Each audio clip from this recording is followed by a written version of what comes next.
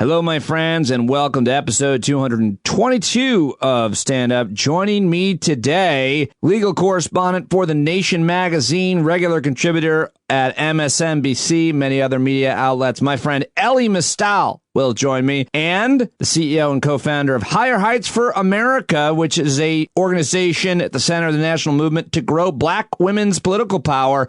Glynda Carr will join me for the first time. I am Pete Dominick. It's time to stand up with me right now.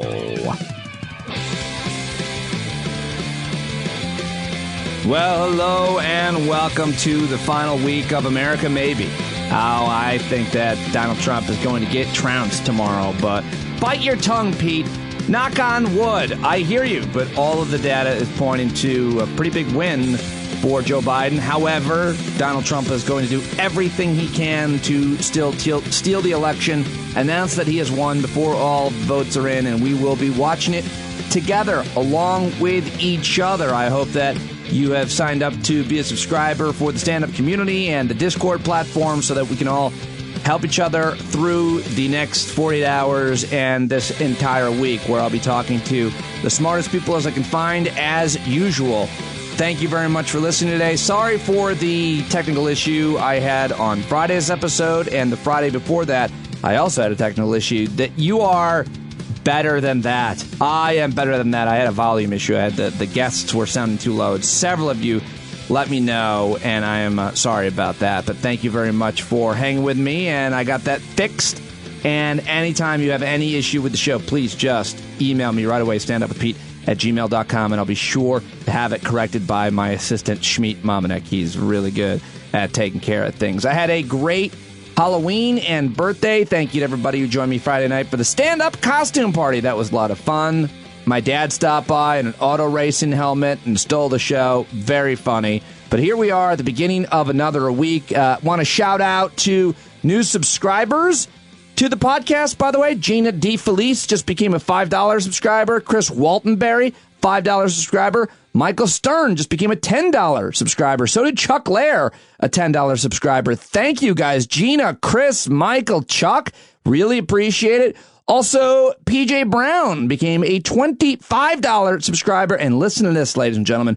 Sean Mills, longtime listener to the show, just signed up to be a $100 subscriber. Sean Mills, thank you very much, all of you. Every subscriber to the show helps sustain it and matters. And I can't do it without you because I am doing it every day, and I really appreciate it. All kinds of cool perks for you if you are a subscriber, including on Election Day. We're all going to hang out all day. I'm just going to leave the Zoom open all day, Election Day and night. Go to the paid subscription link in the show notes, or patreon.com/Pete Dominick, and become a member now. So much happened over the last couple of days. A Trump supporter convoy shut down the Garden State Parkway and the Tappan Zee Bridge yesterday. Also, several vehicles bearing Trump flags and signs surrounded a Biden-Harris campaign bus headed from San Antonio to Austin on Friday, forced campaign officials to scrap 2 campaign events, according to reports by Democratic officials on Saturday. And I'm going to go ahead and pull the old what if, which is, what if those were Biden-Harris supporters? What if it was Antifa that pulled over a Trump bus? How would law enforcement and how would media have handled that? I think I mean, it's hard for me to believe that it wouldn't have been much different the way that law enforcement and the mainstream media handled that. But what do I know, of course? So on Sunday, the Supreme Court of Texas denied a request by the state's Republicans to reject over 100,000 ballots cast through curbside voting in Harris County, Texas.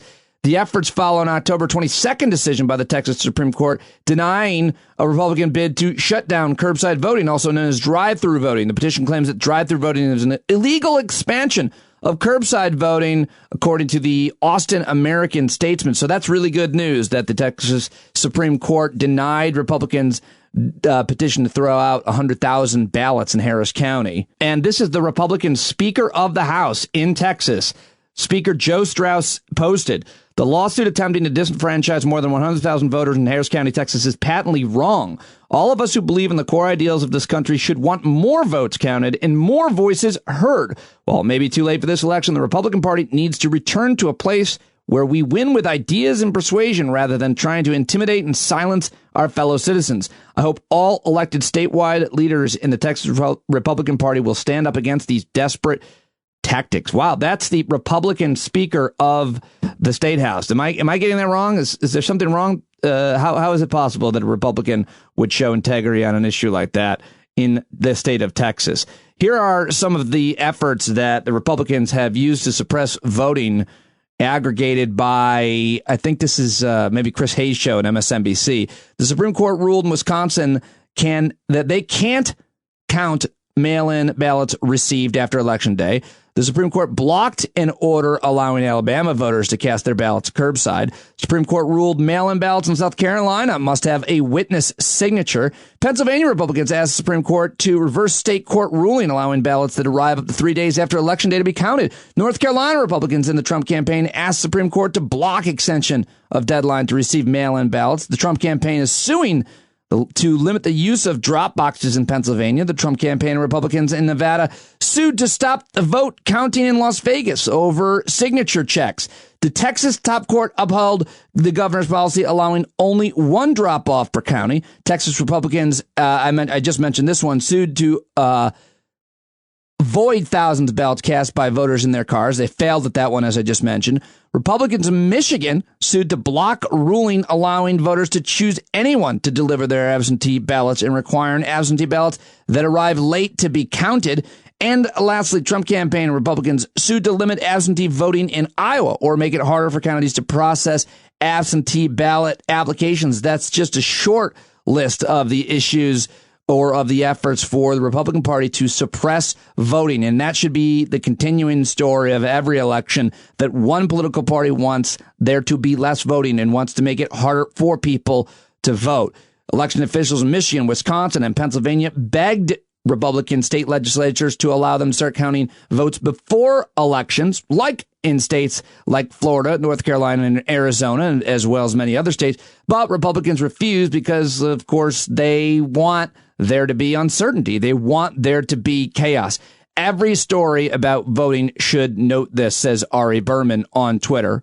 Also from Ari Berman on Twitter, Sunday in Wisconsin, today is Souls to the Polls. Huge day for early voting among black voters in Wisconsin. Voter suppression cut black turnout in 2016, but now organizers are fighting back. For the black community, it's life or death to vote, one organizer in Milwaukee told me, said Ari Berman. Also, facts about counting votes from Ari. Ballots are counted after Election Day in every single state. No state certifies a winner on Election Day.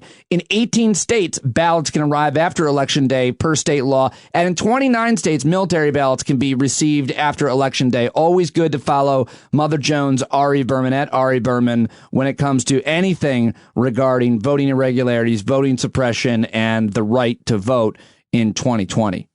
And an update on the sign war. I mentioned last week that my friend Therese, or did I not? No, I don't think I did mention this on the podcast. I mentioned it on social media, but it was Friday afternoon when my friend Therese, a longtime listener, Taffy Fantasia is her name, she came over and brought me a cheesecake that she'd made me for my birthday, which was awesome, a bottle of whiskey from a local whiskey maker in upstate New York, and a sign, because I had talked about on the show that my neighbor had been putting up these Trump signs again. And so she brought me the sign that says on it, making fun of Trump, talking about COVID will just go away like a miracle one day. The sign says, and like a miracle, he'll just be gone one day.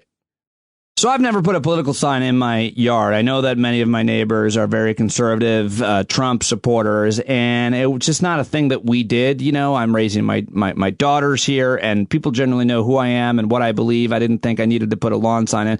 But, you know, when Therese brought the sign over, I was like, fine, that's hilarious. I'll throw it in. It's only going to be a few more days. And this says, and one day, like a miracle, he'll be gone, like I said.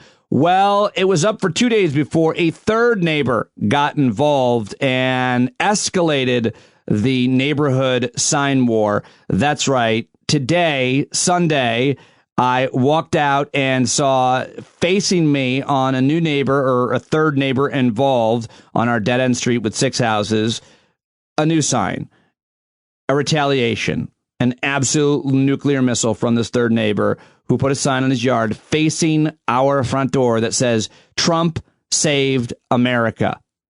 Yeah, this is happening in my neighborhood, and I've been talking about it all day. It was heartbreaking, crushing. He just absolutely dropped an uppercut on me, and now I look out and see that sign every day, and now I've got to deal with this guy. So I'm taking your ideas at this point. It's the election's going to hopefully be over in 48 hours, and maybe sign war will as well. But I'm considering an Obama statue or a Kamala statue. And anyway, I was telling this to my friends down in Australia using the Marco Polo app where I make a video for them. I told them about the sign, and then my friend David and Lisa made videos back for me. And here is what my friend Lisa Campbell, who's actually British down there in Australia, here's what she said I should do. I think you should put up a nativity scene. Build them the stable. The only animals in the stable are donkeys. AOC is the Virgin Mary. There's a black Jesus. Joseph is Chaz Bono. And the +3 are the wise men. And they're giving condoms, weed, and universal healthcare. Oh, I love it. I love it. It's very elaborate, Lisa, and going to be, I think that's going to be hard to pull off, but I do love the suggestion. My bestest friends in the world, Lisa and David Campbell down in Australia, where, by the way, they recorded no new coronavirus infections stemming from community transmission on Sunday for the first time since June 9th. As many other nations around the world, of course, are experiencing a second or even third wave and preparing for new lockdowns. Crikey! When I mentioned this on Twitter, people had a lot of suggestions as how I should escalate the lawn sign war. Scott at home says, I can't believe you haven't thought of this already. A big speaker in your front yard blaring, stand up, game over. Mary D. Fabrizio said, how about 230,000 small white crosses on your lawn with a sign saying something like, when you kill them, you don't have to pay Social Security or Medicare. Comedian Maz Jobrani said, I'm telling you, you need a dog who likes to poop on neighbors' lawns. I already got that, Maz. Michael Creech said, this is a good one. Your reaction will teach your kids how to be. Choose wisely. I like that, Michael. TJ said, Christmas lights that say Biden 2020. Tommy says, painful to learn that your friends and neighbors have been fooled so badly. We can't help them, Pete. Let's just keep reminding them which side they were on. Peace. I think that what I'm going to do next is put a for sale sign in my yard. How does that sound? They win. I give up. We're out of here. Where should we move?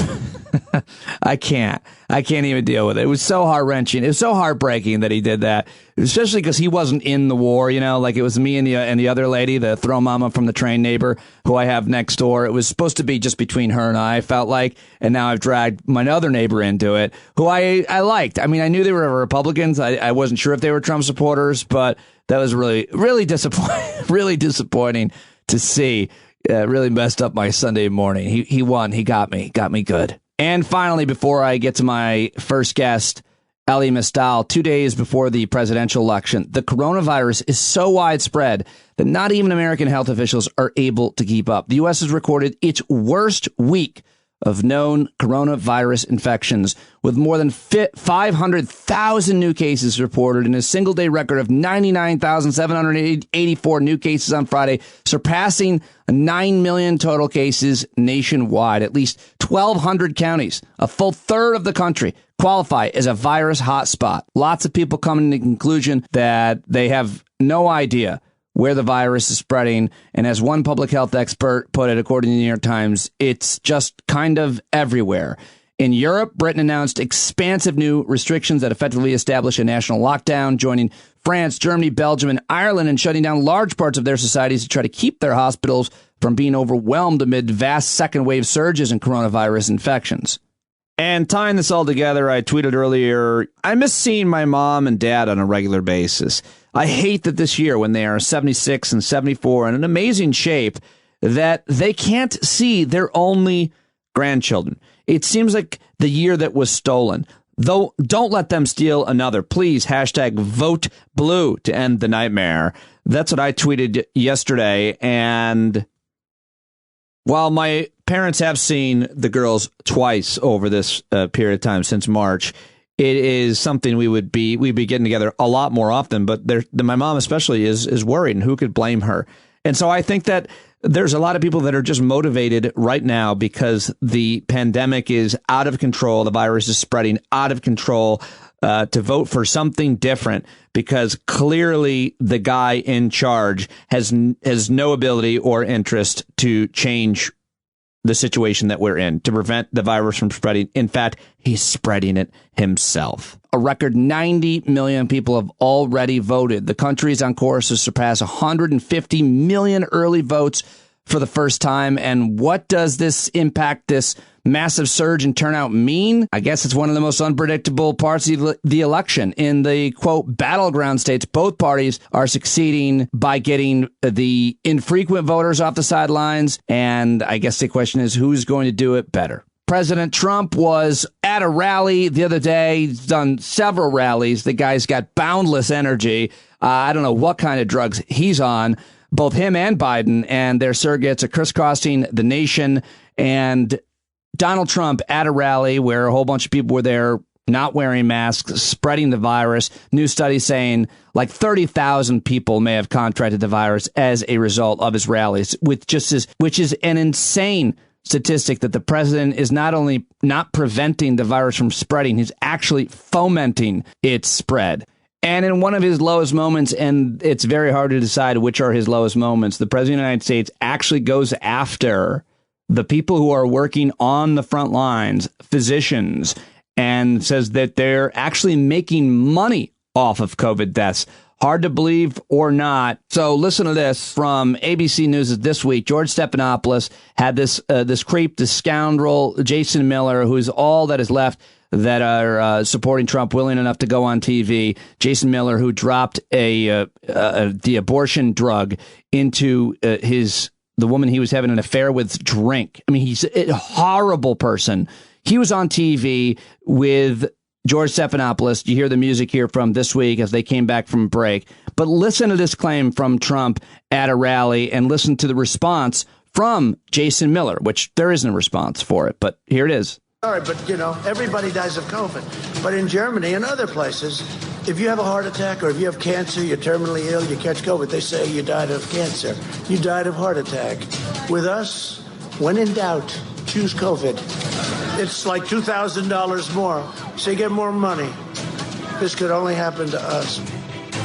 President on the campaign trail on Friday. Let's talk about that with Trump campaign senior advisor Jason Miller. Jason, thank you for joining us this morning. The AMA responded to that immediately. The head of the AMA saying it was a malicious, outrageous, and completely misguided for the president to suggest that doctors are inflating COVID deaths. Why does the president repeatedly attack doctors saying they're working on the front lines, saying they're inflating COVID numbers?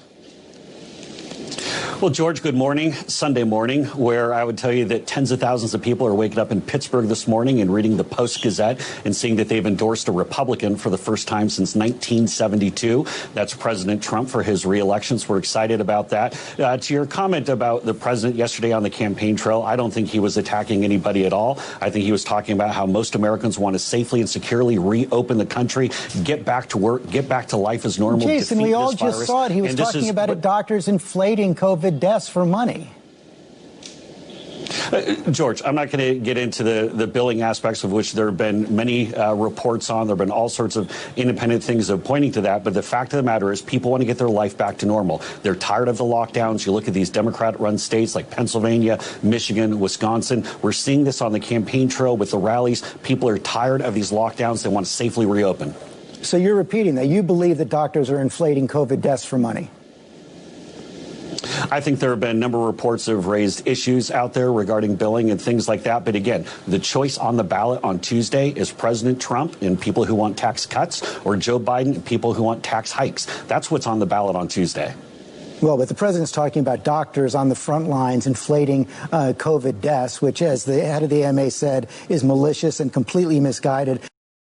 So, yeah, a lot of reaction to the president's comments. Jason Miller is an absolute scoundrel. And you notice he worked in the Pittsburgh Post-Gazette and made the binary of Trump is going to raise your taxes, rather lower your taxes, and Biden is going to raise your taxes. He got it all in. That's how media works. That's the trade-off that I guess you have to make to get a Trump administration, Trump campaign surrogate on your Sunday show, and it's just absolutely terrible. And here's another one. Here is Chris Wallace in Fox News Sunday. He had Corey Lewandowski on. Corey Lewandowski is also a creep, a scoundrel, and has been accused of sexually assaulting at least one woman, if not more.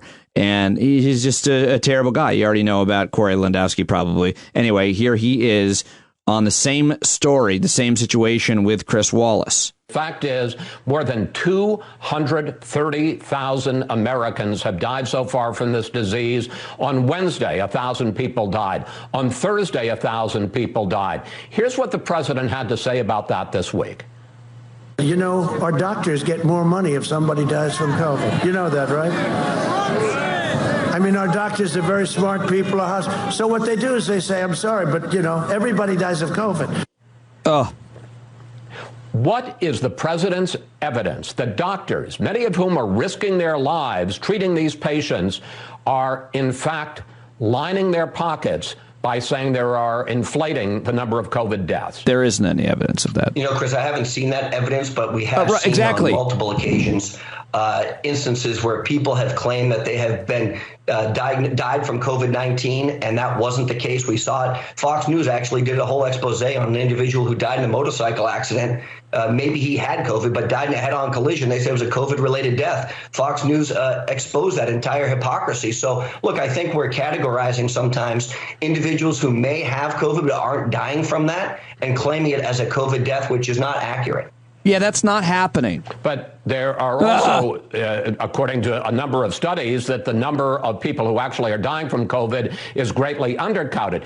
But we're talking specifically about the president saying that doctors are inflating the number of COVID deaths. Here's how the president of the American Medical Association responded to the president's claim. I'm going to put it on the screen. The suggestion that doctors in the midst of a public health crisis are overcounting COVID-19 patients or lying to line their pockets is a malicious, outrageous, and completely misguided charge.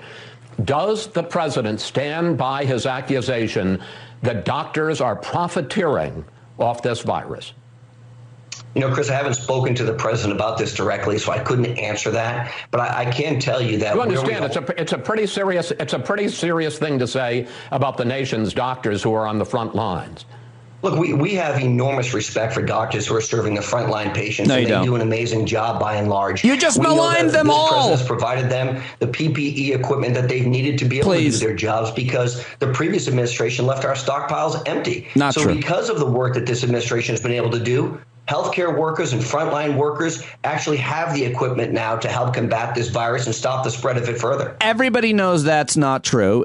Anybody who works in a hospital or is a frontline healthcare giver knows that's not true. And Corey Lewandowski is a fucking snake in the grass. And that so pissed me off to hear him. I'm not going to sit here and defend all doctors and all physicians and that they don't do unethical and immoral things sometimes. But the idea that they are making money off of COVID is preposterous. Hospitals are losing tremendous amounts of money and laying people off all over the country. Ask any doctor if they're making more money off of COVID. Hospitals make money, by the way, doing what is called elective surgery more than anything else, especially here in the United States of America.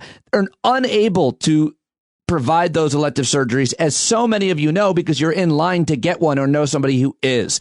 They're losing money. They're losing people. And for the president to say that, I had to play both those clips of both those scoundrels basically trying to spin what Trump just completely made up, as he so often does. All right, let me throw to my first guest. That's why you're here, for the guests, right? Of course, I've got two great guests on today's episode, and I'd love to hear who you'd like to hear from on the day, on Election Day. Who are the type of people and type of subjects that you want to hear about on the Tuesday episode of Stand Up, because I'll be working on that all day today. So definitely email me, standupwithpete@gmail.com. All right. So my first guest is a justice correspondent at The Nation magazine. Justice correspondent. He covers courts, criminal justice systems, politics.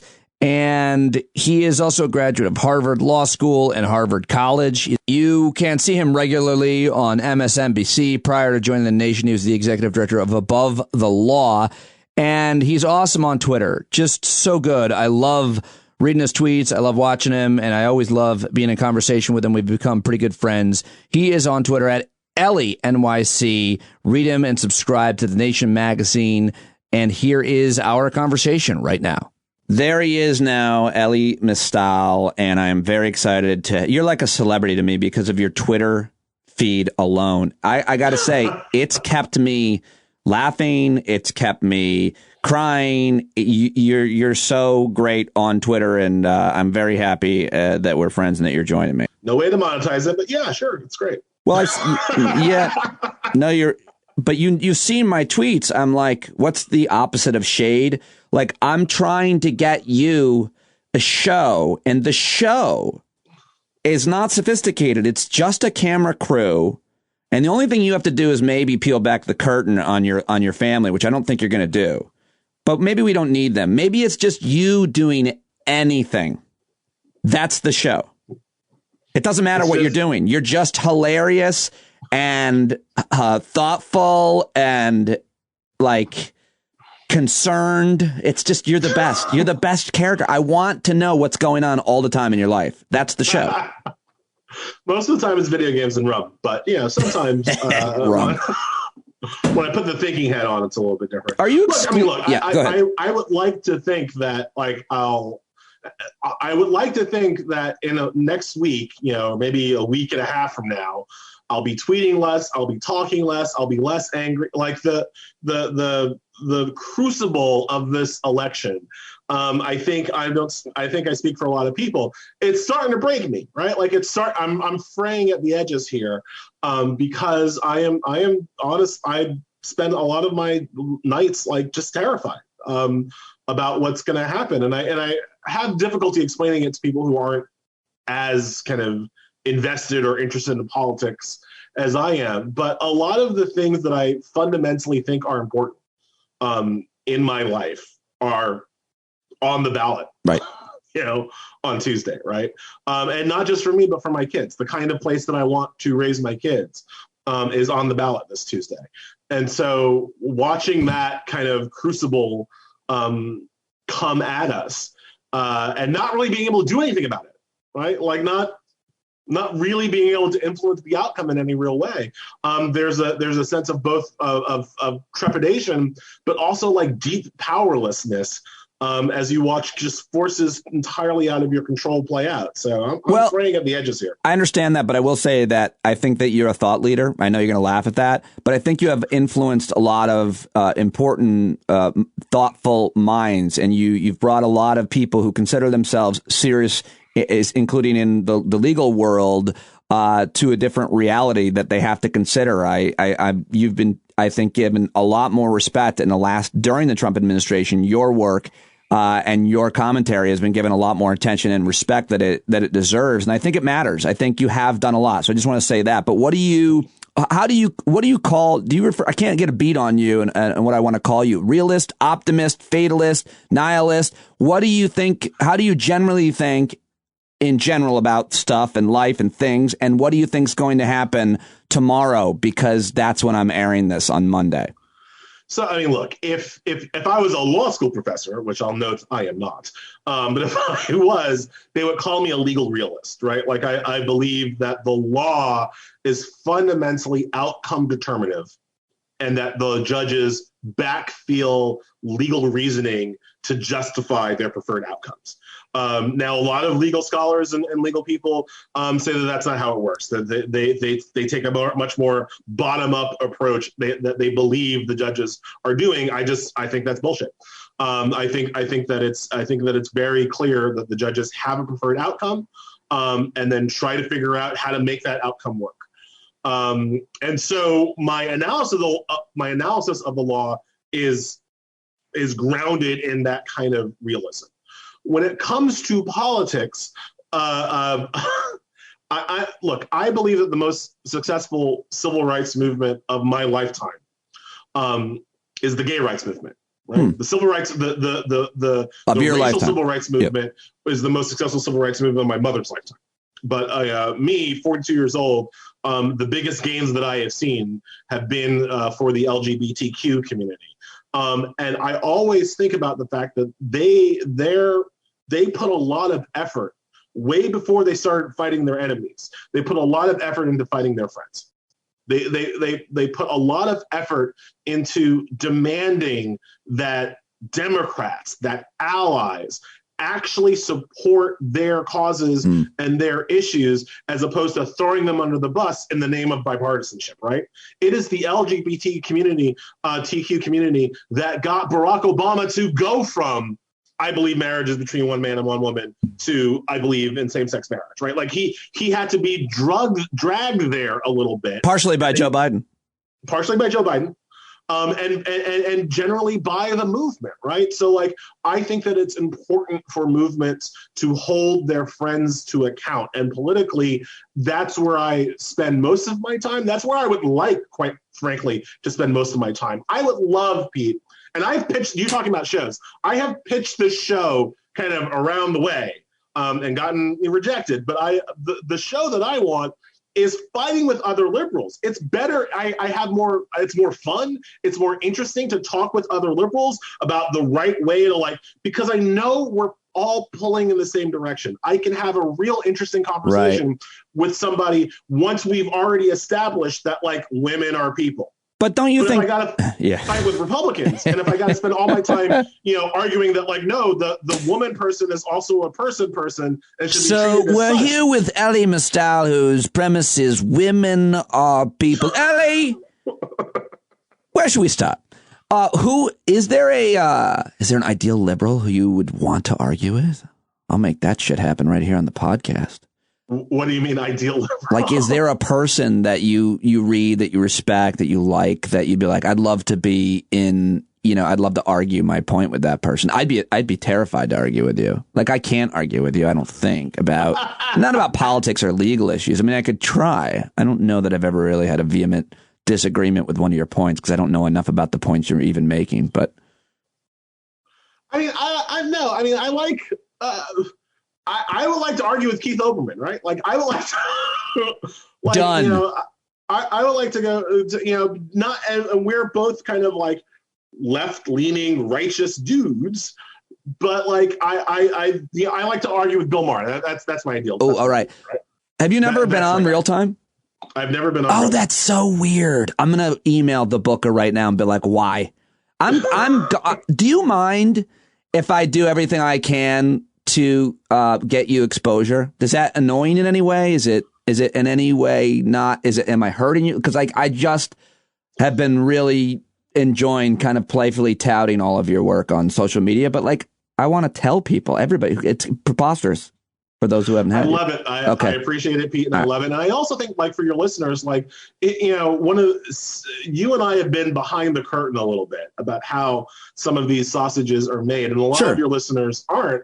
And I always like to try to, in the same way that I like to try to bring transparency to legal processes, I love to bring people behind the curtain to how crap ends up on their TV, because it's it's real interesting. It's real weird, and it's non-linear. It's non-rational. So much of it is random. So much of it doesn't make sense on paper for why certain things end up on TV while other things don't. End up, I think TV, one of the differences, one of the best examples of that would be me.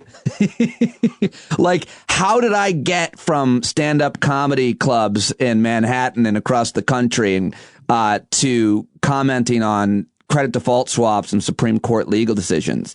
And it's because I'm good on TV. That's why. Like, I'm good on TV for a few minutes, but I could never have, I could moderate a conference, but I couldn't be a panelist at a conference on those issues because I'm only good for 3-4 minutes. You, on the other hand, could do that forever. Like, and you went to Harvard undergrad and Harvard Law, and it's like, and I have I don't know if you know this, and it's going to sound braggy now, but I have an associate's degree in humanities. Did you know that?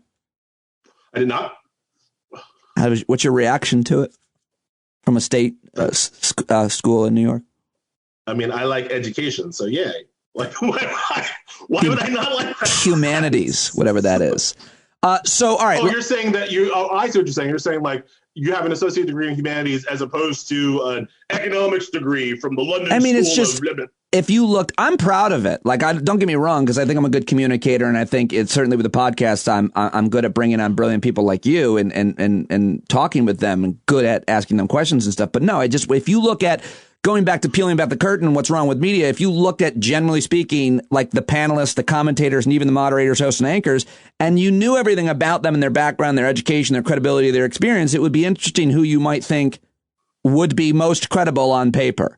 And the point is, it's often not that person that ends up hosting the show, much less being invited on the show. That's my point. So can I throw something at you? And I say this with all respect, and I only bring this up because I know you're here for this kind of conversation. The thing that people need to, I think, don't see, especially white listeners and white viewers don't always see, is just the difference in credentialization of the white voices that they see on television versus the people of color they see on television, right? Like if I'm on TV and I'm sitting on a panel with a bunch of other lawyers, I can, and the other lawyers are white, I can promise you their degrees are going to be from good state schools, that kind of whatever, Fordham maybe, right? If you see a person of color on that panel, I promise you that person went to Harvard, Yale, or Stanford for law school. Promise you. Like the level of credentialization that people of color have to have before they even put the camera on them, right, before they even turn the red light on, is just so very different than the level of credentialization that white commentators have to have. And I'm not saying that to be elitist. I'm not saying that to throw shade at white pundits. Many of them are brilliant and experts and whatever. But I'm saying that to even get in the game, right, as a black analyst, as a black pundit, you have to have a certain level of educational, a certain kind of letters behind your name. And that's important because that then shapes the kind of conversation that you get from black pundits, right? Like my Harvard ass is not really the best person to be talking to about what's happening on the ground in Atlanta. Right? There are other people who are better positioned to tell that story, but it's so hard for those people to get on television because they didn't go to Harvard, they didn't go to Yale, they went to they went to the University of Alabama. To illustrate, you don't see those guys. To illustrate that paradigm, that scenario, we should do a sketch where you and I, we're on a set. We should do someday. If we were at MSNBC or somewhere else, they would never let us do it. But let's imagine you and I on a set, like of a high budget cable network set, and the camera's on you and I, and you make your brilliant, articulate point, and then I react with my point, which illustrates the difference between your education and expertise and mine. And then I make my point really confidently, and I make like confident gestures and so on. I look good, and then you just backhand me off of the set. And I just go flying, and then you finish your point. Like, what are you doing here? Why are you here? Why are you here with me? How are you? Because the point that you're talking about is the difference between your knowledge and, say, my knowledge on that panel for television, talking about any number of wide range of issues. But that is something that plays out across our country and other societies. And I've been referred to it lately, and I don't know if I'm using the right words, but as the black tax, as I'm trying to help Pam Keith get elected in Florida. So it converts into politics here. This is a black woman who speaks 4 languages, who's the daughter of a diplomat, who's a lawyer and a veteran. And she's going against the incumbent, Brian Mast, who is dumb as a box of stones. And the idea that they're even on the same ticket is preposterous.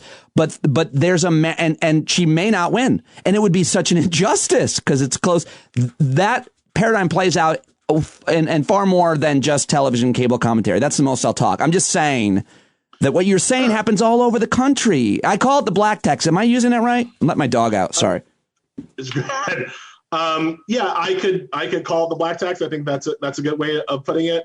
It's just it's a higher standard. It's a double standard and it's a higher standard. It goes to that old, you talk to any black person for any length of time and they will tell you that's why black people have to work twice as hard to get to the same place that a white man gets to. Like you just have to put in more labor to get the same things. And it's enervating. It's frustrating, I guess is really the right word for it at points. By the same token, like, and again, I always come at this from what does that mean that we're missing from the Black community, from communities of color, right? We're missing the people who are every bit as knowledgeable as I am, every bit as kind of entertaining as I can be, and have more of a pulse of on the ground, but we miss those people because they didn't get the degrees that I got, and white media only lets me in the door when I start with my degrees, right? Like that's the first that's the price of admission, and so you miss a lot of stuff. And you know, I don't know if you want to talk about this, but like it's why this Wheezy crap, this Ice Cube crap, it's why that bit of the electorate is such a shock whenever it like rears its head. Well, hold on a second. I would love to hear what you think about all that. And I don't know if you saw our friend Jason Johnson's piece in the Griot, but he joined me, I think, 2 weeks ago, and he kind of described, I'm going to screw it up, but a certain strain of Black man and how he thinks. He was very specific as to who that person was. And he kind of talked about, you know, toxic masculinity and patriarchy and then fame and success and how that I can't even describe it. Everybody should read Jason's piece. But what are you talking about with the Ice Cube and now this Wheezy? Is that Lil Wayne? Is that he's? Wayne. I know I've heard of him, but I didn't know. I didn't know how big he was. And then I saw his Twitter had 38 million followers on Twitter. So he's a monster name. And he was with Trump the other day, did a photo op and tweeted out how great they're getting along and whatever. So I'm trying to set it up here. But what are you talking about? And the Johnson piece is exactly right about this. It's a strain in the Black male community of men who have been overlooked, men who feel that they have been overlooked, men who feel like they have been put down by the white man in their life, but also by Black women in their lives. They you know, grew up in a matriarchal home and were told, you know, as Johnson explains it, that they ain't shit, you know, constantly. And that has bred a level of toxic masculinity in the African American community that is small, and we always have to emphasize how small of a section of the electorate and of the population that we're talking about. But it's not nothing.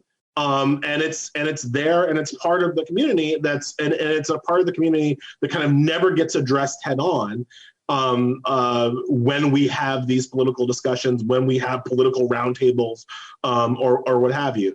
I think that there are a lot of reasons for that. I agree with many of Dr. Johnson's reasons for it. I also think that,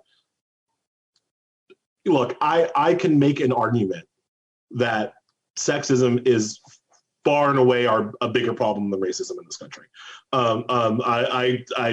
I don't like to play that game. I don't like to. Who had it worse? Right. The Native Americans or the like. I don't like to like, you know. Maybe that's the show we'll pitch for you to host. Right. Who had it worse? Everybody's pain is valid. Like I don't like to play that game. Right. But there is an aspect like this. There is an aspect of sexism that really crosses racial lines. Right. Right. And that sexism, I think, holds entire communities back, and it holds like kind of the entire project back. And so, of course, you see it in the Black community, you see it in the Latino community, you see it obviously in the white male community. This like real kind of ingrained sexism and misogyny, and that is. You see it in the white female community who thinks a certain way about and votes a certain way, and right? I mean. Well, see, here's the thing, though, right? You could, yeah, sure, I'll say it.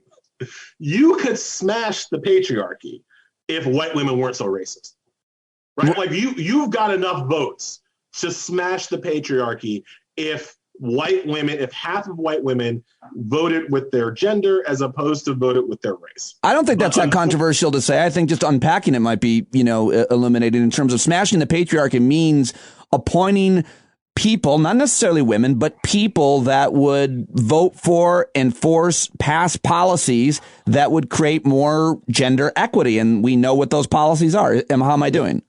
Exactly. That's how you smash the patriarchy. You could elect more women and more men who cared about women's issues. You could have more family friendly, for lack of a better phrase, policy in corporate America. You could do all of these things that we know that need to be done if white women, half of them, when it came time to go to the polling booth, voted for those policies as opposed to voted for white supremacy.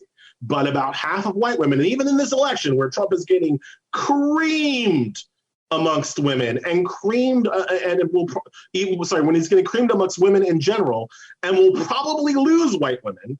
If he loses them, it's going to be, 55-45. It's not going to be a blowout with white. There's still going to be about half of white women who vote for Trump.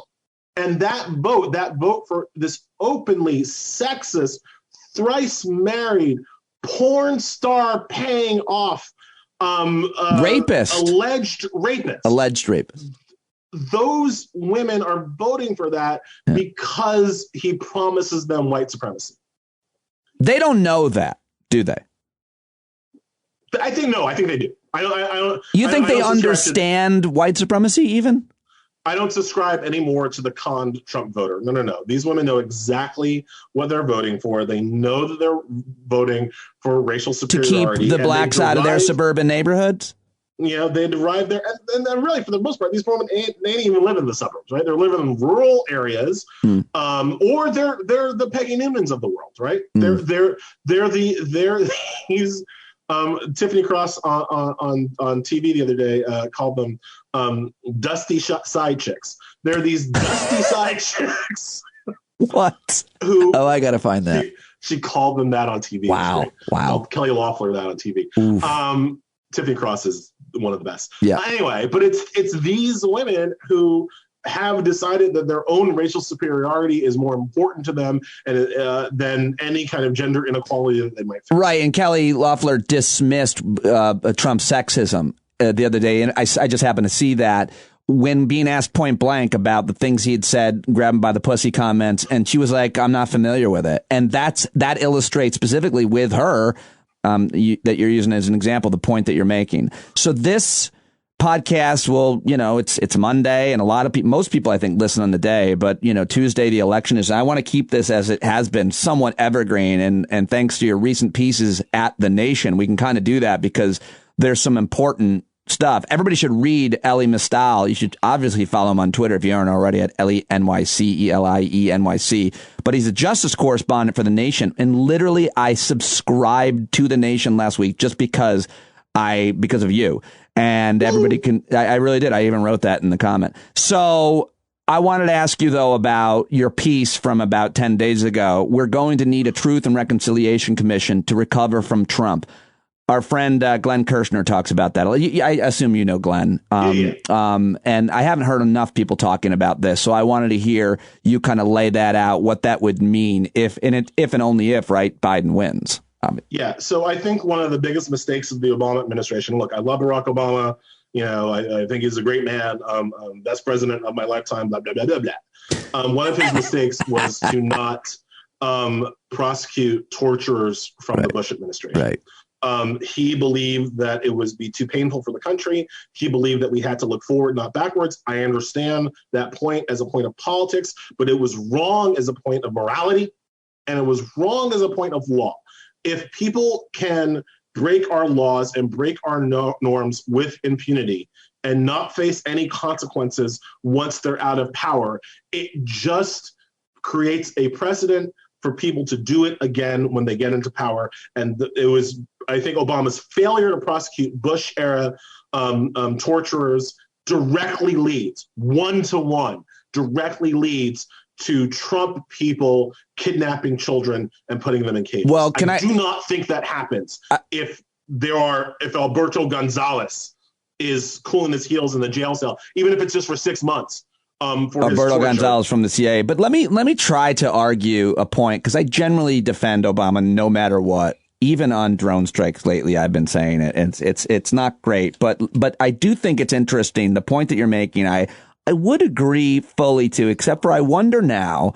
And I've talked a lot about this specific issue with one of my best friends, Ali Soufan, who was in the FBI and who was the guy who, argued against torture and was the only person to testify in front of the Senate on that. But what if Obama considered that if I go after the CIA, at best, they're not going to be helpful to me with my agenda. And I say that because it's interesting that Trump has destroyed verbally, rhetorically, and actually the FBI and the CIA and every other intelligence agency's reputation. And I don't know if it mattered or not. I bet you they didn't tell him a lot of things or don't tell him a lot of things. But I wonder if Obama, that was part of his wager. If I prosecute these guys, they're not going to do the best job for me. Is there anything there?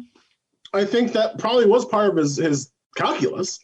But I think that the solution to that is to fire the people who are not doing a good job. Right. Like fair enough. Right. If you can't trust your team, if you're the manager and you can't trust your team, you buy a new team, right? You trade all the players and you get people in that you can trust. Like that's just, it cannot be. And this is, I keep coming back to this point. You can make various good, decent political, governmental arguments for why we should always be moving forward. You can't make a moral or ethical one. I can't have Kristen Nielsen walking around free out there while there's still 545 kids whose parents they can't find. I can't have Miles Taylor recently exposed as the author of Anonymous. I can't have him getting a new gig on CNN when there are 543 kids who can't find their families. And I can't have any of these people walking around free when over 210,000 people have died from coronavirus, in part because Jared Kushner decided that it would only harm blue states. Like that can't be. And whatever the political costs, whatever the emotional costs of the country, these people who are saying that we can't prosecute Trump officials for the good of our democracy are not saying that our democracy should be strong enough to move forward from this. They're saying that our democracy is so weak that we can't demand moral and ethical justice from it.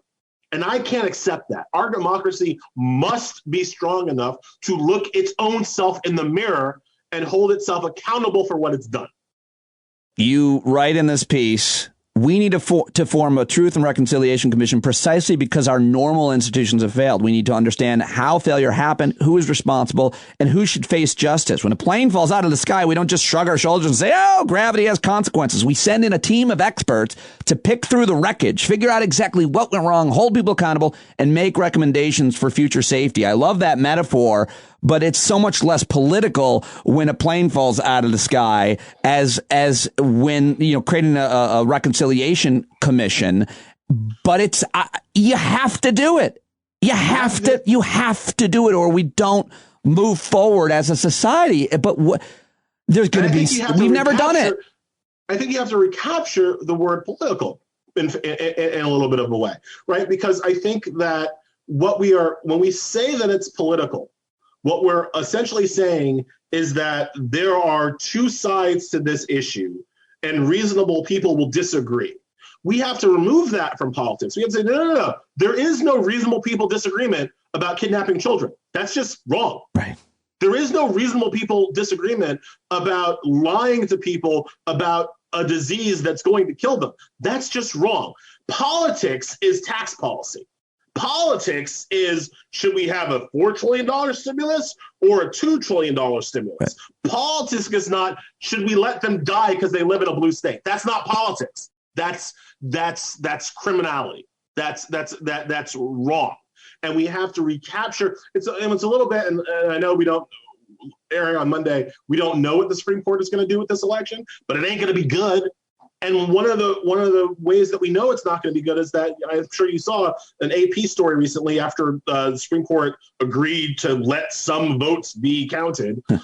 Surprisingly, the AP said, "In a win for the Democrats." No, it ain't. That's not a win for the Democrats. That's a win for democracy. Such a weird framing. Yep. Right. And by framing some of these issues about child separation, some of these issues about covert response as a political issue, as opposed to a moral one, is how we lose the battle before we even fight it.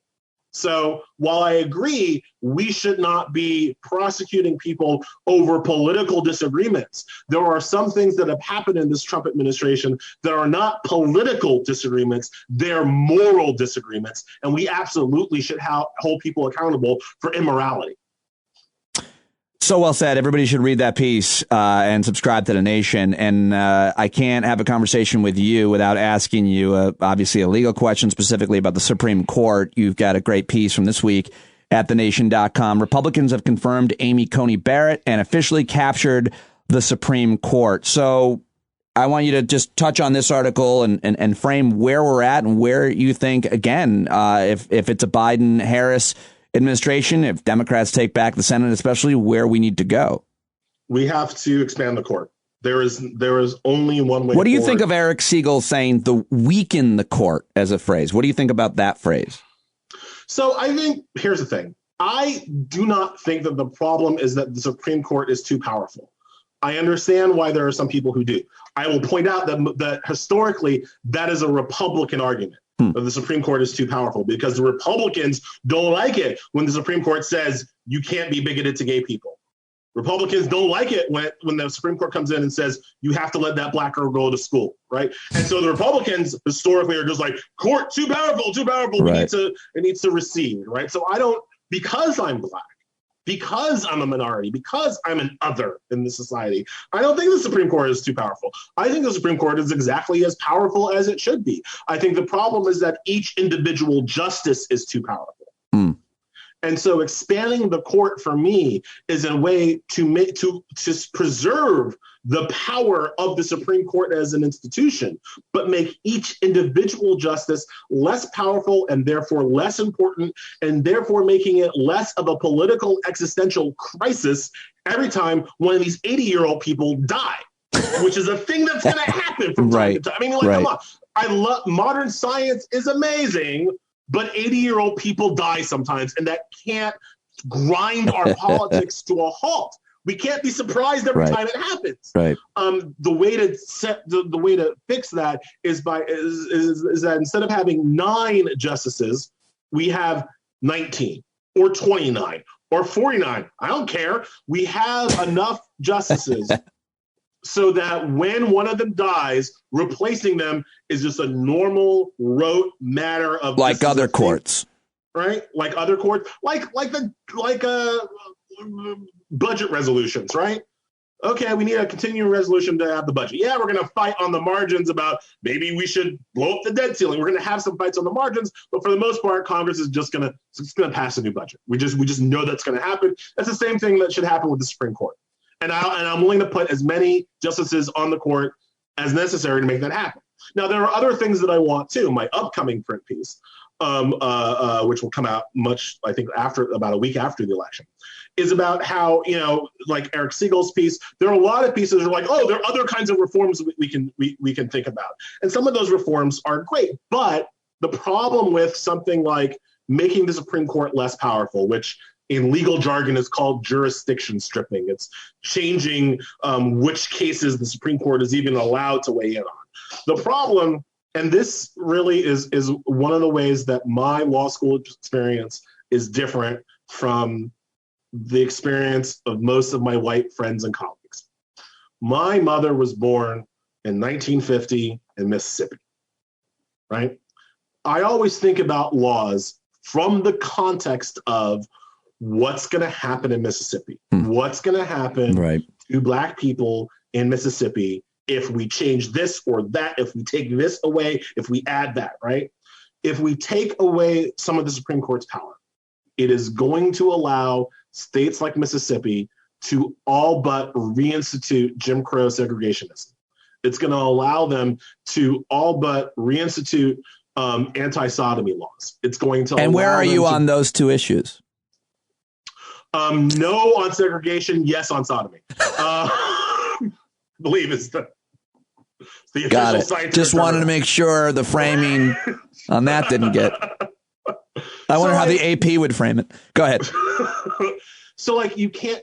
I am reluctant to do reforms that allow Mississippi to act like Mississippi, and so I'm always kind of focused on that. And that makes me a little bit different in terms of my legal analysis, but makes me somewhat skeptical of some of these ideas of reforms that are really about nerfing the Supreme Court's. Well, maybe you shouldn't have to have a black mother born in Mississippi in the 50s to start in that point. Just saying. Just saying. But look, people are going to start from their own experiences. And to me, it's more about that's why we need diversity, right? I mean, look, the New York Times, just to go back to media before we go, the New York Times recently ran a piece that had 7 different columns. Like, we brought together 7 different columns on possible court reforms. People saying that we should reform, we should expand. Oh, I didn't see it. Jurisdiction. 7 different columns. Not one of them written by a black person. Is that right? Not one of them. They had one of their 7 Maybe they couldn't find any black people. Was written by a Yale law student, but none of the columns were written by a black law professor. Wow. The system, the legal system, is so overwhelmingly white. It's predominantly male, but it is so overwhelmingly white that people don't even see the whiteness of it. Like, they don't even see how biased it is. Yeah. At a first principle kind of way. And that's my other argument. That's another argument to me for court expansion. We just need more diversity in the system, up, from the lower courts all the way up to the Supreme Court. We just need more diversity of viewpoints involved in the legal decision-making process, because right now it is so default white that people don't even know that they're being that things are biased when they are. And it matters to bring your own life experience, as a famous Supreme Court nominee at the time said, right? Sonia Sotomayor. Like, it matters that you bring your life experience, and there's no denying that you're going to bring it no matter what, whoever you are. There was one dissent when Ginsburg started was, I'm the only person on this is before Sotomayor and Kagan got on, where she said, I'm the only person on this panel that was ever an 18-year-old girl. So maybe y'all should listen to me a little bit when we talk about this law that's going to affect 18-year-old women. Like, it just, having a diversity of experience on courts, on any court, is critical. Well, it's also critical for me and other people, which is why I'm so glad that you were able to talk to me to hear your viewpoint on these issues. I love talking to you. I love reading you. I love following you on Twitter. And if it's the last thing I ever do, I'm going to create a show around you, or tell people that can, because you're awesome. If election goes south, you're going to have to create that show for me in Cape Town, man, because I am. Well, we have a guest house. I was going to bring that up off the air. And it's underground, and there's a lot of supplies. And are we going to, before I go, are we going to talk about your dildo tree? Oh, sorry. You know what? It's literally why I booked you. Shit. I was going to read both sides of it and give you your side of it. This is the greatest. So the other day, I'll edit out the pauses and me looking for it. So the other day, I tweeted that I wrote, just got home from voting and feeling good, but then look up to see my next door neighbor has put up her Trump sign, gaming out my reaction, open to ideas. And you wrote, is that tree on your property? Are your neighbors looking at that tree out of their window there? If so, dildos. I would hang dildos from that tree. Every time they look out the window, they should see a tree full of dildo. I stand by that. Look, first of all, here's the thing about dildos. They are great. They are great. Because the reason why they make people uncomfortable is not because they are what's the word I'm looking for? It's not because they are obscene. It is because it is a tool for women's pleasure right? And our society is like super uncomfortable with the idea that women should be sexually satisfied. Like, so as a concept, the dildo is empowering to me. Second of all, the people who are least likely to get that are these idiots that are living next door to you with the Trump sign. So when I think about these, look, I live in the suburbs now.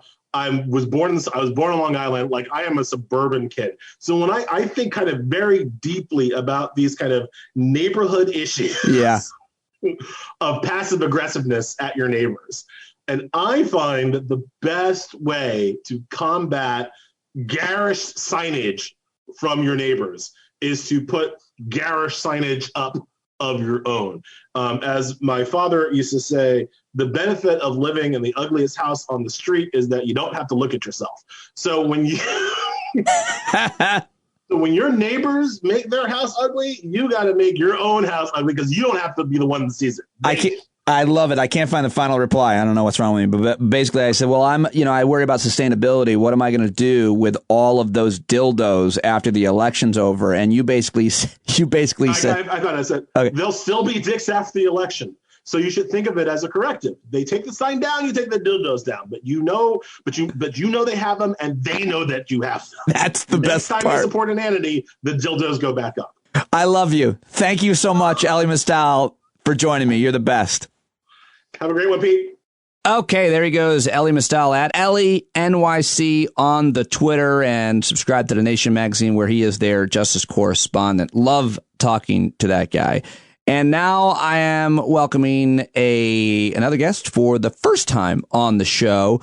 Really interesting woman that came highly recommended to me. She's the president and co-founder of Hight for America, which I tell you a little bit about here at the opening of our conversation. She's appeared on the 2018 Essence Magazine Woke 100 list. She's contributed to CNN.com, TheRoot.com, Ebony.com, HuffPost.com, BET.com, and she's helped a lot of black women get elected to office. Her work has helped 11 black women to U.S. Congress, including one to the Senate, and increased the number of black women holding statewide executive office, including helping to elect the first black woman to serve as New York State Attorney General, Letitia James. Here now is my conversation with the brilliant Glynda Carr of Hight for America. Okay, so Hight for America, this organization, was founded in 2011 by black women for black women's political growth and equity. The efforts and goals of the organization are to build collective political power and expand black women's elected leadership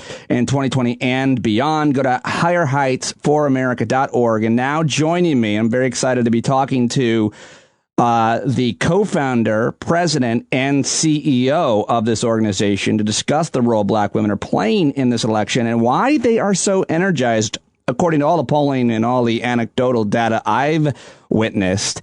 And I'm very excited to have the granddaughter of Carrie Lee Dickens, Glenda Carr, joining me. I thought that would be a good way of start, seeing as that you've talked a lot about your mother, your grandmother, and your great-grandmother. Welcome to the show. Thank you, and thank you for bringing my Nana into the conversation. Did you know Nana well? I did. She didn't die until she was shy of her 100th birthday, so I was like 24. Oh, my goodness. Why do you talk about her with such reverence? Your grandmother, I'm talking about your great-grandmother, your grandmother, and your mom. Why do you talk so much about them with such reverence? What role did they play in your life? Well, they played a major role. I mean, not often my brothers and I grew up, 10 to 20 minutes away from my grandmother and great grandmother. Actually, my brothers, they lived in the same house with my great grandmother at one point. So they actually know her better than I do. I was an oops me baby, by the way. So there's a 10-year gap. But here are women that just like on a weekly basis, they were very close. I think that my mother, grandmother, and great grandmother were 20 years exactly apart. And then there was my gap, obviously. And so they were very close. They talked to each other every day, twice a day. And so they were very influential. But at the end of the day, my great grandmother was born in 1895, right? She didn't have a right to vote, couldn't own property, had little to no education, no career opportunities, but used her voice to ensure that in 3 generations, she saw every single one of her great grandchildren walk across the stage for graduation and have success in whatever we wanted to do in our careers. Pretty impressive, pretty amazing. Obviously, can understand why they played such an important role in your life. But let me just ask you another question just about you, because I want to obviously talk about your organization and everything that you guys are involved with and doing.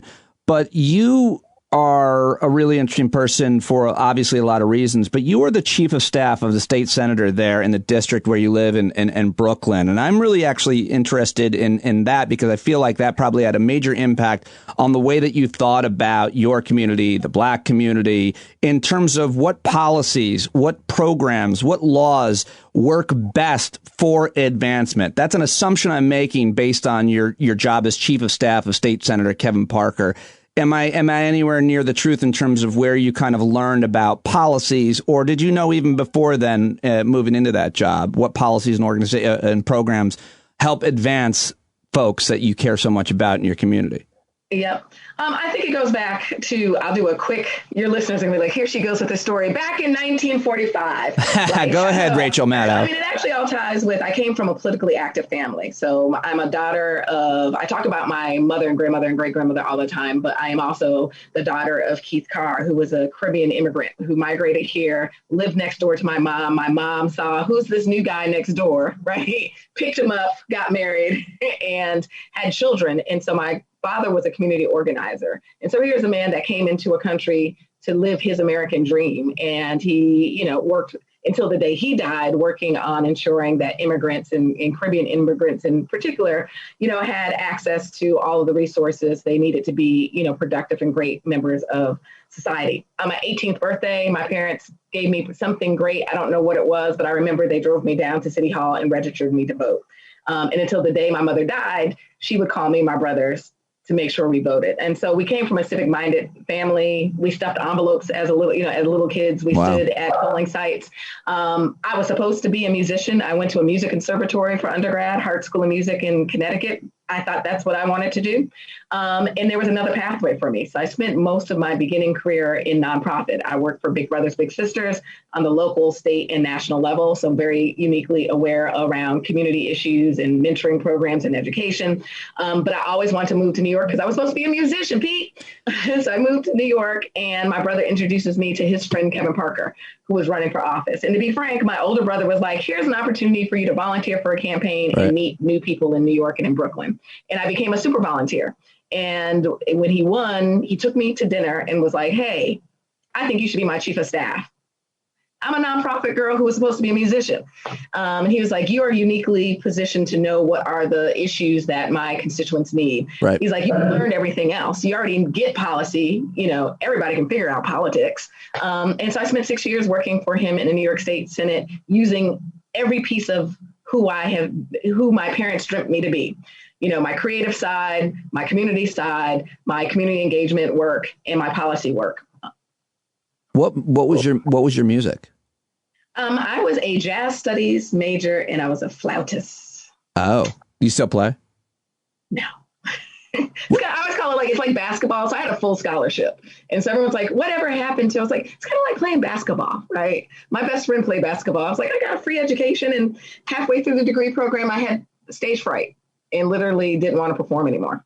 Now, we probably around the same age. Probably if I was in school now, they would have sent me to some psychologist around performance anxiety. But back then it was like, push through it. That's interesting. I'll be 45 on Saturday, actually. But I think it's funny when you look back. I'll just psychoanalyze you now. I was supposed to be a musician. I mean, what you've done with activism and with this organization seems like a pretty darn good fate or place to end up in terms of the effect that you're having. So congrats and thank you on that. And the reason I say thank you is to moving into my next question, which is your organization is about helping Black women get elected and vote for and organize.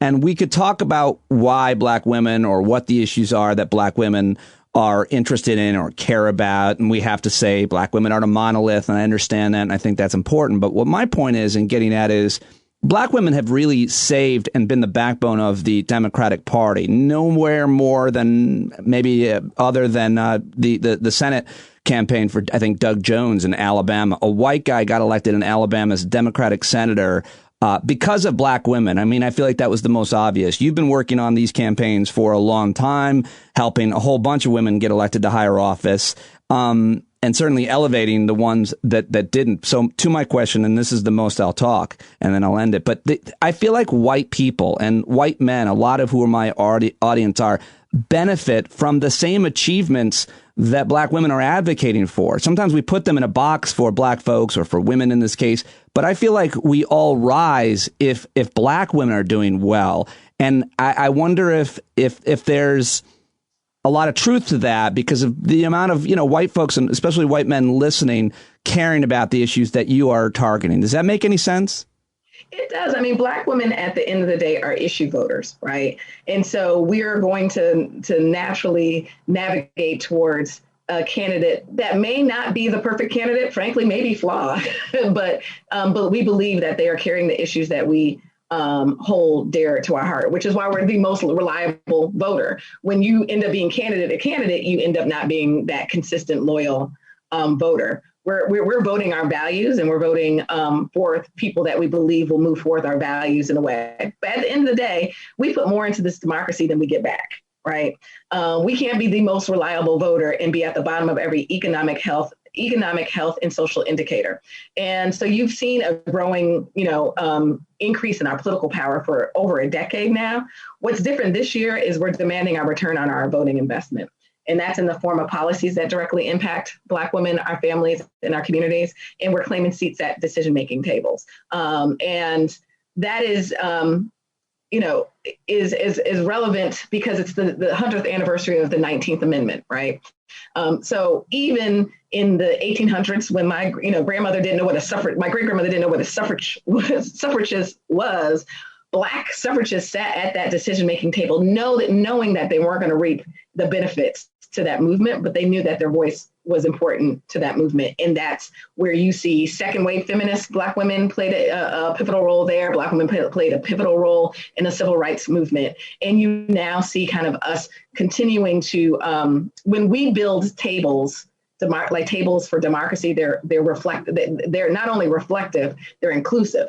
So when you say that when we advocate and we lead, everybody does better, it is absolutely the way how we approach our leadership. Yeah, I'll extend your metaphor. When Black women build tables, white guys like me sit down at them and go, oh, this is a nice table. Oh, I'm glad this table is here. Oh, this is good. Yeah. I mean, I just wanted to make that connection just because sometimes at the beginning here, because I think sometimes we kind of categorize people and voters into certain silos that represent certain people. But it's my conclusion that all of the progress that Black women are making, certainly in the last, I don't know how many years you want to go back, but the last few years, since a lot of the progress was rolled back, since Black women, as you say, started demanding returns, has really been beneficial for progressives in general and America. I think as a whole, you can talk about any number of issues that affect us all, like climate. But let me ask you about where you think we're at, because I feel like the main thing to focus on for Black folks, if I dare say, if I white-splain, is access to the ballot. To me, before we get in arguments about what Ice Cube or Kanye is doing or conversations within the Black community, I still think that when you look at the rollback of progress, when you look specifically at the gutting of the Voting Rights Act, Section 5, that's where we need to be talking about is access to polls for Black voters before we even talk about the issues that Black voters, in this case, Black women, female voters are interested in. Am I onto something there, or am I missing something?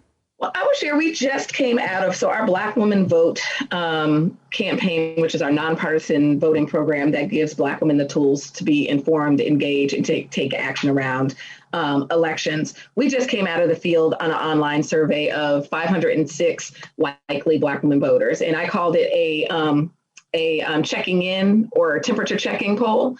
And so at the end of the day, 2020, the women that we've talked to through the survey, at the top of the reason why they're voting, one, we're anxious about the outcome of this election cycle because we recognize the importance of this election cycle. But we are also concerned with COVID-19, which has become an umbrella umbrella issue, right? Because at the end of the day, if we don't actually fix COVID-19, we don't fix the economy, we don't fix health. Black women are, the largest group of essential workers. We have not had the luxury to quarantine at home, many of us. We've had to leave our homes to continue to work and then come home and take care of, those in our family who also may be suffering from COVID-19. Racism is at the top of our issue this year, as well as not feeling safe in our own skin, which is something that I see as a new trend since the Breonna Taylor killing. Oftentimes when Black women talked about police brutality and attack on Blackness, we talked about it as being afraid of the Black men in our lives not coming home. This time, this research shows that we are actually concerned about our own safety. So that being said, access to the ballot, see, look, I'm getting back to your question. Access to the ballot for us is the gateway to change who the leaders are. We certainly shouldn't have leaders and those who work for the administration saying we can't help Black Americans if they don't want to help themselves. Oh, you're talking about Jared Kushner's comments. Yes. No. So, no, we want an administration that actually is in tune to the issues that we care about and that we are dealing with on a day-to-day basis. At the end of the day, Black women want our whole dollar, not the 62 cents. I want the same dollar that you make, Pete, per. So give me my whole dollar. I have like a million jokes in response to that, but I want to move on. In this poll, you're like, I walked right into that. No, well, a lot of white people would say, I didn't take your dollar. I wasn't responsible for, and I am not responsible for the discrimination against Black people today. That's in the past. So, why are you complaining about the dollar that you don't have? And now I'm kind of afraid of the response you might have. But, that's what people will say. Yeah. But at the end of the day, so although I was supposed to be a musician, don't you love the little guy? But at the end of the day, politics and policy is what makes the world go around. And so the whole dollar piece is equal pay for equal dollar. So the notion is being aware, our counterparts, our allies, being aware that you are sitting in virtual offices now with someone that has same education level, experience levels, and that they're institutionally not making the same amount of money is not I'm asking for my money because it's due. It is that is a structural problem. And some of that structural problem is cultural, and some of that structural problem can be fixed by a policy perspective, or frankly, all of us deciding that we are going to change the direction of this country because that we are looking for equity and equality, right? And there's a discussion between equity and quality. Right. A policy perspective, or what you're saying is a cultural shift. So, which is, I think we're seeing, and I want to ask you about that. But I also think that there's something that is often referred to, and I like this. I don't know what you think about it, but the black tax, and it played out, of course, in a campaign. We're talking about politics, not necessarily equal pay in the private sector, which is what you were referencing there. But politics, certainly, it played out in the election with Stacey Abrams and Brian Kemp, in my opinion. I'm seeing it right now with my friend Pam Keith, who's taking on this guy Brian Mast in Florida. In that, what I mean by the black tax is one candidate is clearly far more qualified, credible, intelligent than the other candidate. There should be almost no comparison. But because in this case, the candidate is a black woman versus a white man, there's a real inequity that people don't seem to realize. How do you look at that phrase? Do you use that phrase when it comes to political campaigns where your candidate, a black woman, is far more qualified than the incumbent, Jared Kushner, who went to Harvard because his daddy paid for it, versus somebody else, Stacey Abrams, I think, went there as well, and had to get in the old fashioned way, hard work. Yeah. So as it relates to elected politics, at the end of the day, there is a perception that has changed, right? Our work is creating the environment for Black men to vote, run, win, and lead. And so, our country, the face of what we believe leadership looks like is a white male and seasoned, right? An older person. And so what we're seeking to do is to actually go, no, leadership can look different.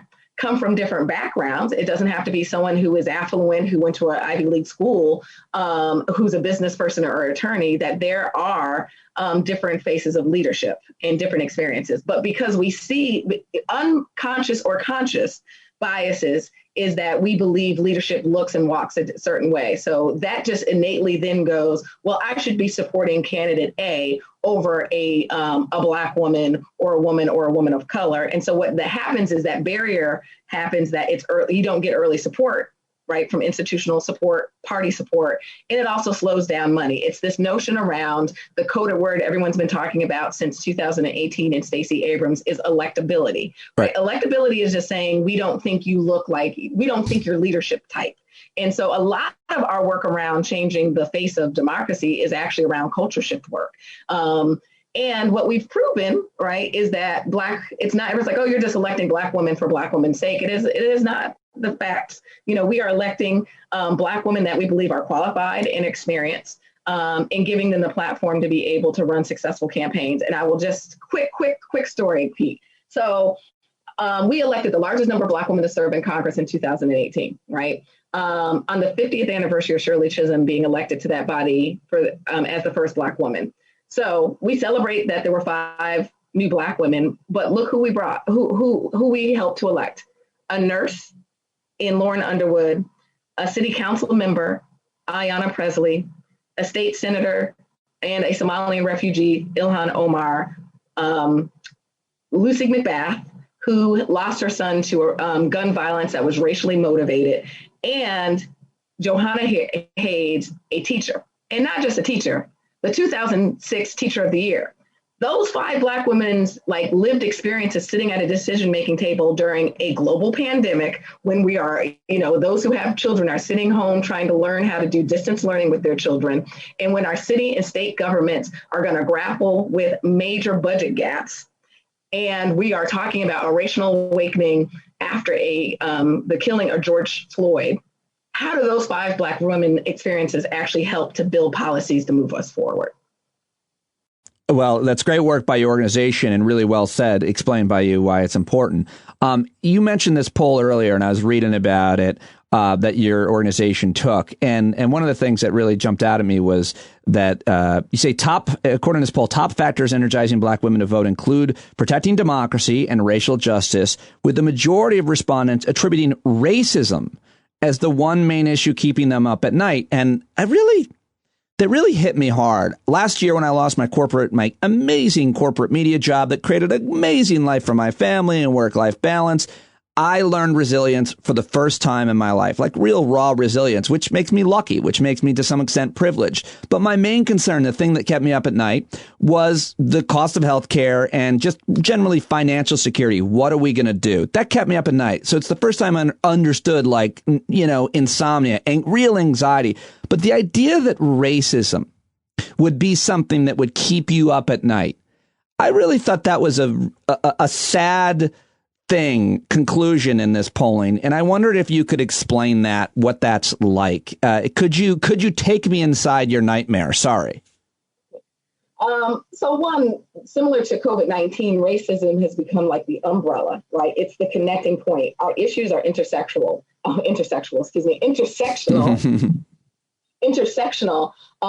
right? And so I believe that the way women are approaching that, I'm not putting words in their mouth, how I would approach that is that all of the issues, the pocketbook issues, the kitchen table issues, the things that keep you out at night, they are tied to racism or racial disparities.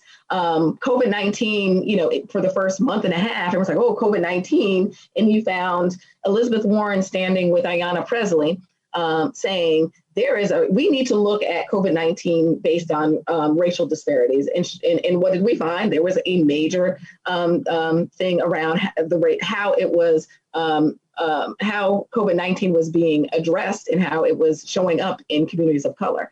So I certainly could see how you could go race, because it's tied, the issues we're grappling with all are tied by some type of racial disparity. How do you speak about the cultural shift that Black Lives Matter has created in the past several years? I can understand why any Black person or civically minded Black person or voter would be cynical about government, about America, about voting. I think that it's hard. You have to be really stupid or ignorant to not understand where the cynicism might come from, because white people are cynical about politics. So obviously black folks are going to. But it would seem that there has been a very obvious and conscious cultural shift as a result of the Black Lives Matter movement. We can talk about the catalysts for it and so on. And I wonder how you see the awareness that has been created. It was kind of the fault, obviously, of white men, but certainly white suburban women that Donald Trump got elected. But it would seem, again, anecdotally, and just some interviews I've heard and read and people I've talked to, that white suburban women and white folks in general have become a lot more aware. And we can talk about why, but certainly as a result of the on-camera violence that we're seeing so much more of. And I wonder how real you think that is and how much of a shift you think Black Lives Matter has created for white folks who seemingly didn't understand or didn't want to understand something that maybe for shorthand we'll call Black struggle. Yeah.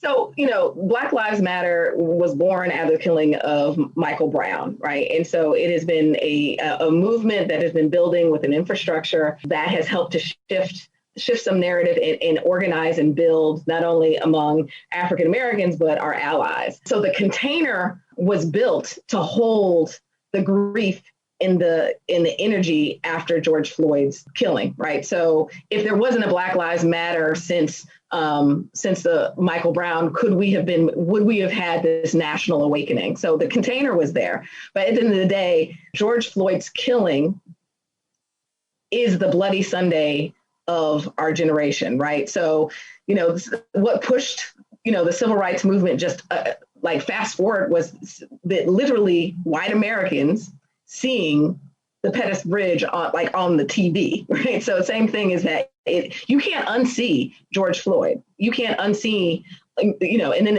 it's the multiple, it also is the back-to-back nature of these videos that we saw this year. And because we are working to be quarantined and sort of people are clicking through more videos. And so I think part of that awakening for, I'm originally from Connecticut. I live in Brooklyn, but I've been in Connecticut since the pandemic. And so I live in a suburban, I wouldn't even call it suburban, I live in a rural part of Connecticut. And so certainly my neighbors have a varying political ideology now that people have their lawn signs out. But to see in the small town, which is dominantly white,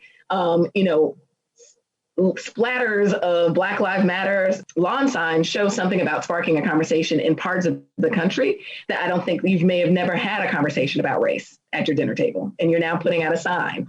And we saw corporate America stepping up. And so that then allowed, obviously corporate Americas have customers that are across the, political ideology. It forces conversations. And for me, conversations are important to move forward, move progress forward. This shift, this cultural shift, do you think are you surprised? I'm surprised by it because I've been, talking about these issues for 12 years on the radio and in media. And I was always like, what's it going to take for people to really wake up? But I'm pleasantly surprised. It feels permanent. It feels like we won't go back now that the ugliness has been uncovered for a lot of people. But how do you see it? Are you happy with it? Are you not content, but motivated, inspired? Well, going back to the poll, I think there's two pieces, right? One, there's 73% of Black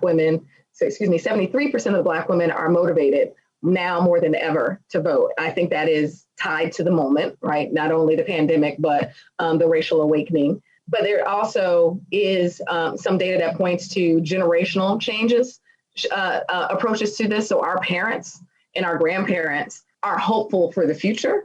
The younger you go, the less hope there is. And I create that, that I believe that dynamic is created because our mothers and our grandmothers have already gone through generational change. So I definitely think that Gen Xers and younger are going to recognize that this was a shift for generational change. And we have to, and that change is not, even though the George Floyd moment ignited the acceleration, it is the systemic slow, we have to temper ourselves, that we will have to not only change the face of leadership, but also hold our leaders accountable and, really think through how do we reform many of these policies that have directly impacted people of color. You're in the kind of school of thought of tempering yourself, or maybe like incrementalism. Progress is slow. The arc of justice, all of that. I think young people often who might be new to the game might be said, I don't have time to wait. What do you say to them who might push back against the idea of being patient for change? I think we can hurry up and wait, right? Which means we have to continue to put pressure on our democracy. So we're T-minus less than a week to hurry up and wait, which means we need to make sure that we're voting and that we're pulling out every single person in our network to vote. We're the leaders that that are prepared for this moment. And then democracy doesn't begin and end on election day, right? Which is oftentimes what Americans do. We go and do our civic duty, and then there's no dialogue. I spent 6 years working at the state legislature. And so, yes, there's a discussion around dark money and money influencing elections. I still believe, as someone that spent 6 years in the New York State legislature, at the time that it was considered by the Brennan Institute as one of the most dysfunctional legislatures in the country, is that the squeaky wheel gets the oil, and that squeaky wheel doesn't have to be the millionaire. It is that a million squeaks of voters and constituents actually changes policy. We need to talk to our elected officials. We need to tweet at our elected officials. We need to make phone calls, and we need to do lobby visits. That is how we continue to put pressure to accelerate change. You and your organization have actually succeeded in so many different ways, so many concrete, tangible ways in terms of getting people, actually getting them elected, getting them into positions of power so that they can create change. You're doing this work, as you just said, not only around the election, but every day. This is your work. And I wonder how you respond then to I think one of the most awful conclusions or racist things I hear on a regular basis, especially in kind of like Facebook messages and those kinds of stupid arguments, is that black people need to look at their own house, need to look at their own cities, need to look at their own communities. What about all the black on black violence? I mean, it's usually something that's brought up in response to the police violence against black people. What about all the black on black violence? My response to that is, yeah, there are amazing heroes in the black community every day doing everything they can to end that violence in their own communities. Just because you're not seeing them doesn't mean there aren't amazing heroes doing awesome work every day in those communities. No kind of conclusion bothers me more and is more kind of repetitive that I see. What do you say to that argument when people say, oh, you're so worried about police and violence against black people? What about their own communities? How do you respond to those people? You are correct about going, just because you don't see it doesn't mean that we're not organizing around the issues that affect us in our own communities, that are dominantly black and brown. There are organizations and advocates that are holding our local elected officials accountable about creating local governance that centers black lives.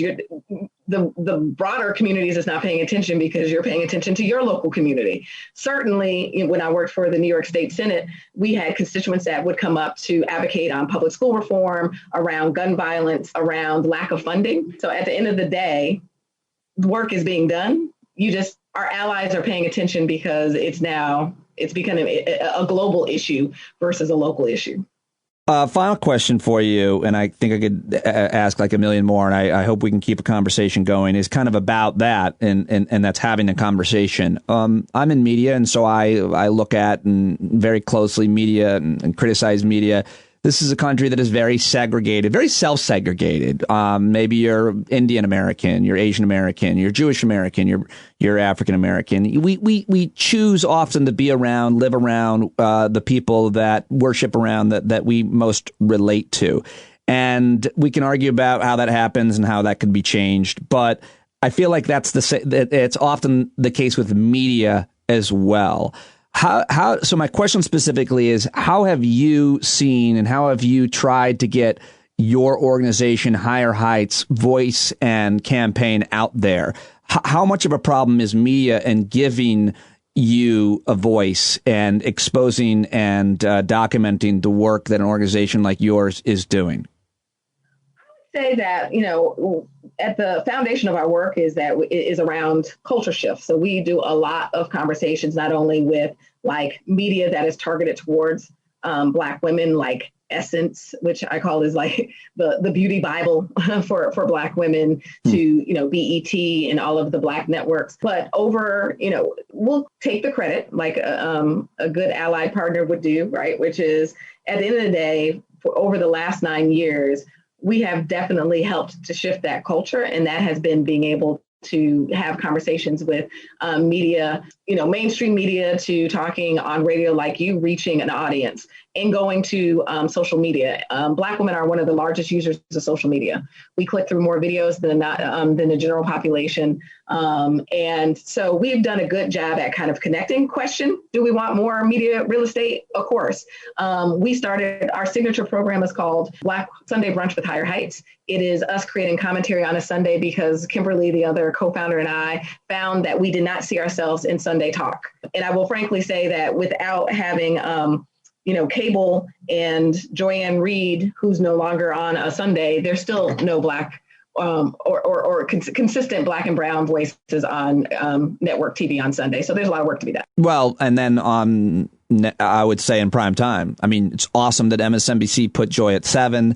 But my friend Laura Coates, who I'm about to talk to, is literally the best person on TV.